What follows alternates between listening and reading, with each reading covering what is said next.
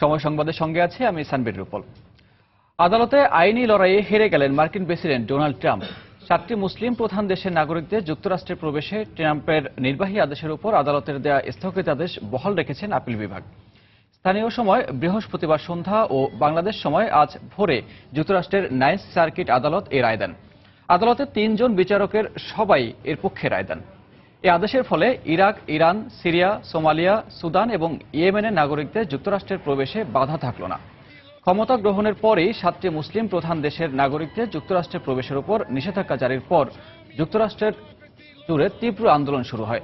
রায়ের আগে বুধবার মার্কিন আইনি ব্যবস্থার কড়া সমালোচনা করেছিলেন প্রেসিডেন্ট ডোনাল্ড ট্রাম্প। বুধবার ওয়াশিংটন ডিসিতে বিভিন্ন রাজ্যের পুলিশ কর্মকর্তা ও শেরিফদের সঙ্গে এক সভায় আদালতকে রাজনৈতিক প্রভাবিত বলে উল্লেখ করেন তিনি।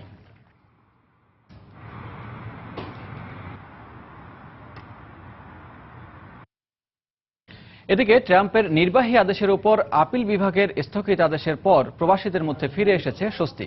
এ বিষয়ে যুক্তরাষ্ট্র থেকে আরও জানাচ্ছেন আমাদের নিউ ইয়র্ক প্রতিনিধি সিহাবুদ্দিন কিসলু। 7টি মুসলিম দেশের অভিবাসীদের যুক্তরাষ্ট্রে প্রবেশের নিষেধাজ্ঞায় প্রেসিডেন্ট ডোনাল্ড ট্রাম্পের নির্বাহী আদেশের বিরুদ্ধে ওয়াশিংটন রাজ্যের অ্যাটর্নি জেনারেলের যে মামলা এবং তার পরিপ্রেক্ষিতে আদালতের যে স্থগিত আদেশ দেওয়া হয়েছিল সেটি বহাল রেখেছেন যুক্তরাষ্ট্রের নবম সার্কিট কোর্ট এবং আজকে সেই রুলিং দিয়েছেন নবম সার্কিট কোর্ট এবং এর ফলে অভিবাসী সমাজে অনেকটাই স্বস্তি ফিরে এসেছে এবং আমি জ্যাকসিনাইটে কথা বলেছি আমাদের বিশেষ করে প্রবাসী বাঙালিদের সঙ্গে, তারাও অনেকটাই স্বস্তি ফিরে পেয়েছেন। আমি একটা মুসলিম হিসাবে আমি ডিসক্রিমিনেটেড হব না। স্পেশালি এটা আসলে আনকনস্টিটিউশনাল, কারণ মানুষের কোনো রাইট নেই একটা আপনি গোটা একটা রিলিজিয়নকে বেসিক্যালি একটা স্টপ করছেন। আমরা বিশ্বাস করি এটা শান্তির দেশ, আমরা যে ধর্মেরই থাকি না কেন আমরা সবাই এখানে শান্তিতে থাকতে চাই এবং আশা করি এই রায়ের পক্ষে আমি খুব খুশি এবং এটা শান্তি ডেকে আনবে। অনেক বাঙালিদের নাকি আটকাই দিচ্ছে, অনেক মুসলিম দেশ আসতে পারতেছে না, এজন্য কোর্ট যেহেতু রায়টা দিচ্ছে না অনেক খুশি। তবে তাদের মধ্যে এই শঙ্কাও রয়ে গেছে যে ডোনাল্ড ট্রাম্পের পক্ষ থেকে এই বিষয়টি সুপ্রিম কোর্টেও নেওয়া হতে পারে। তবে অনেকের মনে আশ্বস্তির কারণ হচ্ছে এটি যে সুপ্রিম কোর্টে যাওয়ার প্রক্রিয়ায় যে সময় প্রয়োজন পড়বে সেই সময়ের মধ্যে হয়তো প্রেসিডেন্ট ডোনাল্ড ট্রাম্পের নির্বাহী আদেশের যে 120 দিনের নিষেধাজ্ঞা সেই 120 দিন সময় পেরিয়ে যাবে। এমনটি আশা নিয়েই আসলে অভিবাসীদের মধ্যে যথেষ্ট স্বস্তি লক্ষ্য করা যাচ্ছে। তারা আশা প্রকাশ করছেন যদি প্রেসিডেন্ট ডোনাল্ড ট্রাম্পের পক্ষ থেকে এই বিষয়টি সুপ্রিম কোর্টেও নেওয়া হয় তবুও সুপ্রিম কোর্ট এই রায়ের পক্ষেই মত দেবেন। এদিকে নিউ ইয়র্কের মেয়র বিল ডি ব্লাজিও আজ এক বিবৃতিতে বলেছেন যে নিউ ইয়র্ক হচ্ছে সবচেয়ে নিরাপত্তম শহর এবং দেশ, জাতি, ধর্ম, বর্ণ নির্বিশেষে সব অভিবাসীদের পাশে থাকবে নিউ ইয়র্ক। শিহাবুদ্দিন কিসলু, সময় সংবাদ, নিউ ইয়র্ক, যুক্তরাষ্ট্র। খেলার খবর, বাংলাদেশ ভারত টেস্ট প্রসঙ্গ। হায়দ্রাবাদে বহুল প্রতীক্ষিত টেস্টের দ্বিতীয় দিনে নিজেদের প্রথম ইনিংসে ব্যাট করছে স্বাগতিক ভারত। শেষ খবর পাওয়া পর্যন্ত তাদের সংগ্রহ 357, 3 উইকেটে। রাজীব গান্ধী স্টেডিয়ামে আগের দিনে 3 উইকেটে 356 রান নিয়ে দ্বিতীয় দিনের খেলা শুরু করে ভারতীয়রা। 2 অপরাজিত ব্যাটসম্যান বিরাট কোহলি এবং অজিঙ্কা রাহানের ব্যাটে চড়ে ভালো সূচনা পায় তারা। আগের দিনেই সেঞ্চুরি তুলে নেয়া কোহলি একদিন সাবলীলভাবে ব্যাটিং করতে থাকেন। অন্য পাশে রাহানে তাকে যোগ্য সমর্থন দিয়ে আসছেন।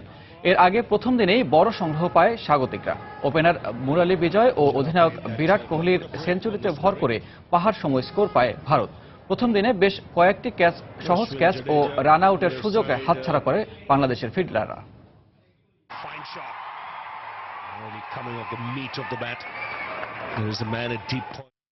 দর্শক, এই মুহূর্তে হায়দ্রাবাদের রাজীব গান্ধী স্টেডিয়ামে আছেন আমাদের রিপোর্টার নিয়ামতুল্লাহ বাবু। আমরা সরাসরি যোগ দিচ্ছি তার সঙ্গে। বাবু,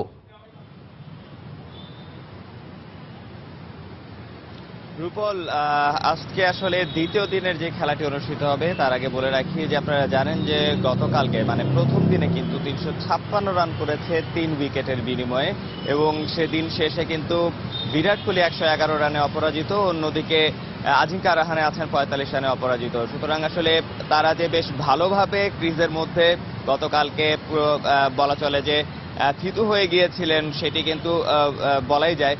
সো আজকের দিনের শুরুটাও কিন্তু তারা সেভাবেই করতে চাইবেন। গতকালকে আমরা যেমন দেখেছি যে তারা কিন্তু দুর্দান্তভাবে বাংলাদেশের বোলারদেরকে মোকাবেলা করেছেন এবং প্রতিটি ক্ষেত্রেই বলা চলে যে প্রতিটি বোলারকেই কিন্তু বোলারের উপরেই কিন্তু তারা প্রভাব বিস্তারের চেষ্টা করেছেন এবং সেভাবেই তারা খেলে গিয়েছেন। প্রত্যেক ওভারেই তারা চেষ্টা করেছেন বাউন্ডারি হাঁকানোর। তো এভাবে যে আসলে বোলারদের উপরে চাপ প্রয়োগ করে খেলার বিষয়টি, সেটি কিন্তু টিম ইন্ডিয়ার ব্যাটসম্যানরা শুরু থেকেই করে গিয়েছেন। সুতরাং আসলে আজকের এই দ্বিতীয় দিনের খেলা ইতিমধ্যে শুরু হয়ে গেছে। তো দ্বিতীয় দিনের খেলায় বাংলাদেশের বোলারদের আসলে মূল দায়িত্বটি থাকবে এবং চ্যালেঞ্জ থাকবে যে আজিঙ্কা রাহানে এবং বিরাট কোহলির জুটি ভাঙার সাথে সাথে প্রতিটি ব্যাটসম্যান, বাকি যে ব্যাটসম্যানগুলো আছে তাদেরকে আসলে কত দ্রুত সম্ভব আউট করে তাদেরকে কম রানের মধ্যে বেঁধে ফেলা যায়।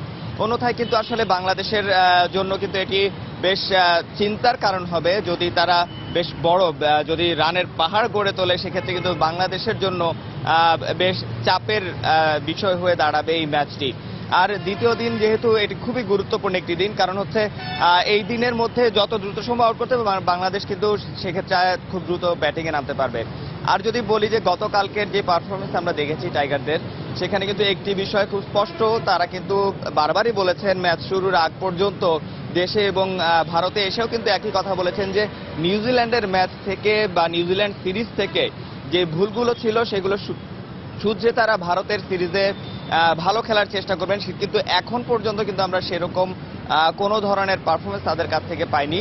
আর সেক্ষেত্রে আসলে বাংলাদেশ আজকে সেই ভুল শুধরে এবং গতকালকের ভুলগুলো শুধরে কি আজকে আদৌ ফেরত আসতে পারবে কিনা, এখন আসলে প্রত্যেক সেশন বাই সেশন সেটাই এখন দেখার বিষয় যে বাংলাদেশ কতটুকু ভারতের উপরে আধিপত্য বিস্তার করতে পারে। যদিও আমরা জানি যে ইতিহাস বলছে হায়দ্রাবাদের এই উইকেটটি প্রথম 2 দিন কিন্তু ব্যাটিং সহায়ক উইকেট হিসেবেই পরিচিত। সেক্ষেত্রে আসলে কতটুকু তারা সফল হবে, বাংলাদেশের বোলাররা কতটুকু সফল হবে তা প্রতিপক্ষের উইকেট তুলে নেওয়ার ক্ষেত্রে, সেটা এখন মূল বিষয়। তো সবকিছু মিলিয়ে বলা চলে যে বাংলাদেশ এখন পর্যন্ত আসলে চালকের আসনে বসার মতো কোনো সিচুয়েশন তৈরি করতে পারেনি। ভারত কিন্তু পুরোটা সময়ই একাধিপত্য করে গিয়েছে গতকালকের ম্যাচে। তো আজকের দিনে এখন পর্যন্ত আসলে দ্বিতীয় দিনের খেলা যেহেতু মাত্র শুরু হলো, দেখা যাক সেশন বাই সেশন বাংলাদেশ আসলে কতটুকু ইমপ্রুভ করতে পারে এবং ভারতীয় ব্যাটসম্যানদেরকে কত দ্রুত আউট করে প্যাভিলিয়নে ফেরত পাঠাতে পারে। তো হায়দ্রাবাদের রাজীব গান্ধী আন্তর্জাতিক ক্রিকেট স্টেডিয়াম থেকে এই ছিল আমার কাছে সর্বশেষ। রূপল।